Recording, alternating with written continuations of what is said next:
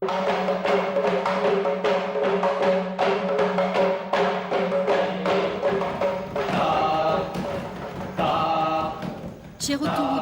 Inde du Sud. Nous sommes dans l'une des plus prestigieuses écoles de Kathakali, le Kalamandalam, une école de danse, de chant, de mime.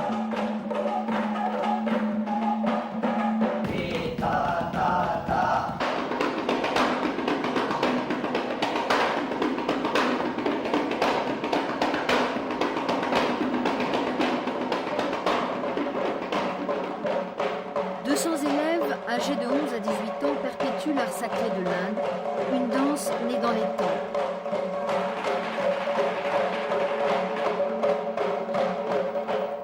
Aventurier de la danse, Michel Lestrohan a tout quitté il y a un an pour réapprendre ici les rythmes originels.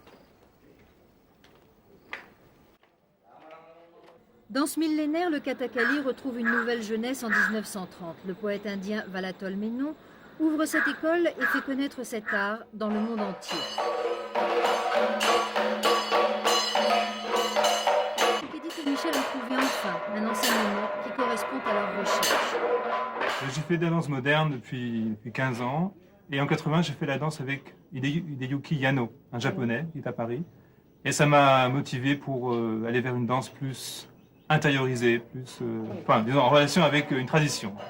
Mais c'est surtout ici au Kerala avec le Kathakali que j'ai trouvé vraiment la dimension que je recherchais depuis longtemps.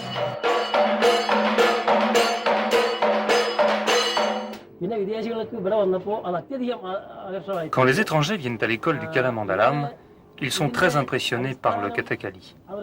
Ils sont de plus en plus nombreux à être attirés par cet art. Ils aiment en apprendre les bases et la tradition. C'est pour eux un art très pur. Je crois même que beaucoup d'étudiants étrangers apprécient plus le Kathakali que certains Indiens. Grand maître Kathakali, Gopi est réputé pour la qualité de ses performances dans l'Inde entière. Il enseigne au Kalamandalam depuis 30 ans.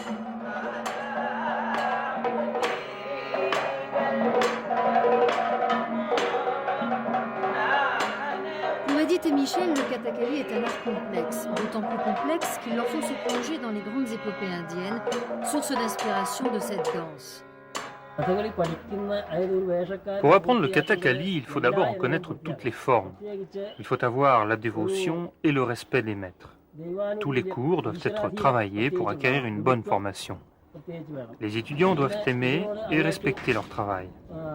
Ils doivent être innocents et sincères pour pratiquer cet art. 4 heures du matin, la journée commence. Au rythme envoûtant des tambours, les cours se succèdent. Edith et Michel répètent inlassablement les mêmes gestes pendant des heures.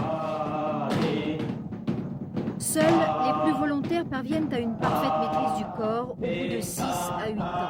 Un travail long et difficile, beaucoup vont abandonner en route.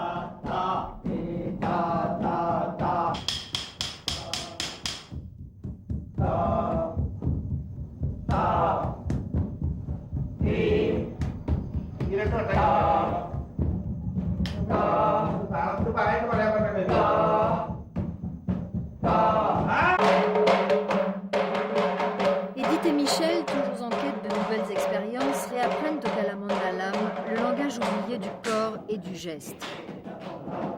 Apprentissage difficile qu'il faudra pour Edith, à son retour en France, appliquer à son travail sur le mime et le cours.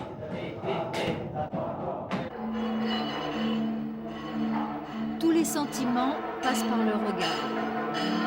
L'angoisse, la compassion, la peur, l'humour, l'émerveillement, le dégoût, la sérénité.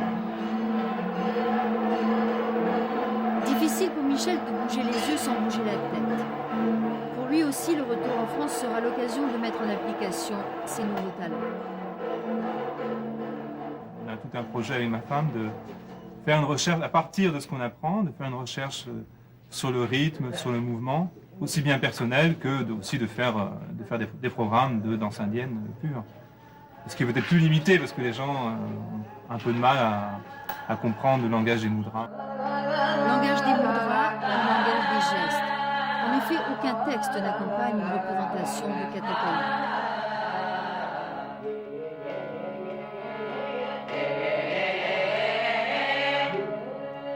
3 heures de maquillage et les danseurs entrent dans la peau des personnages des grands poèmes épiques de l'Inde. Dieux, héros, personnages diaboliques, princesses et déesses, toujours interprétés par des hommes, vont emmener le spectateur dans un autre monde.